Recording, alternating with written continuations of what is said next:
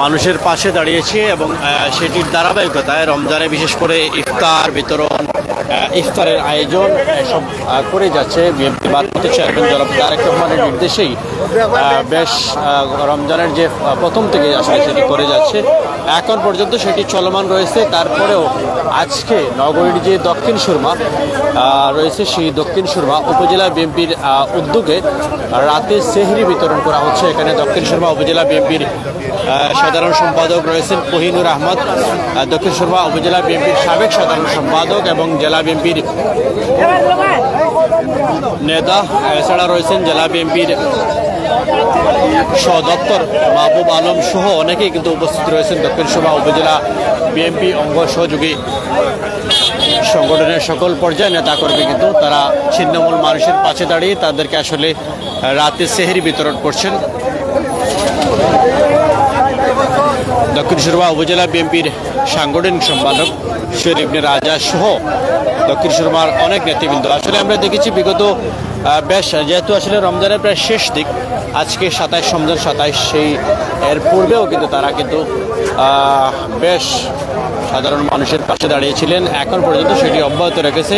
এবং আজকে দক্ষিণ সুরমা যে কিং ব্রিজ রয়েছে ওই পার হচ্ছে দক্ষিণ সুরমা এলাকা এবং ওই পার হচ্ছে উত্তর সুরমা আমরা আসলে বলে থাকি।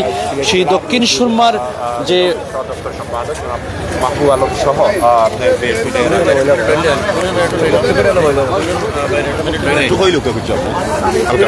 আসলে এই মানুষগুলোকে আসলে আপনারা রাতের বেলা এখানে খাবার দিচ্ছেন?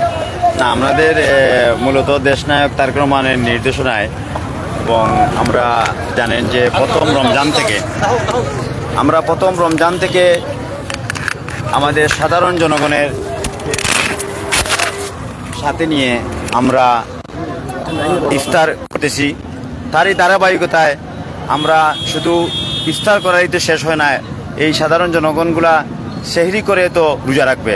তো আমরা এই চিন্তাভাবনা থেকেই দেশনায়ক তারেক রহমানের নির্দেশনায় এবং দেশনেত্রী বেগম খালেদা জিয়ার সুস্থতা কামনা দোয়া চেয়ে আমরা এই অসহায় পথচারীদেরকে আমরা সেহরির খাওয়ার ব্যবস্থা করে দিতেছি এবং এই কার্যক্রমগুলো আমরা করতেছি। আজকে হয়তো আমরা মিডিয়ার সামনে আসছি, কিন্তু আমরা প্রথম দিন থেকে এগুলো করতেছি।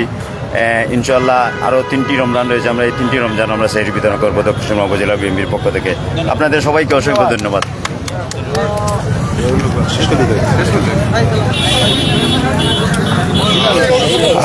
সমাজ দর্শক, আপনাদের জানাই, আপনারা দেখেন অসংখ্য অসংখ্য ধন্যবাদ জানাই এই মুহূর্তে যারা যুক্ত হয়েছেন এবং পরিবর্তে যারা যুক্ত হন তাদেরকে ধন্যবাদ জানিয়ে জানাচ্ছি।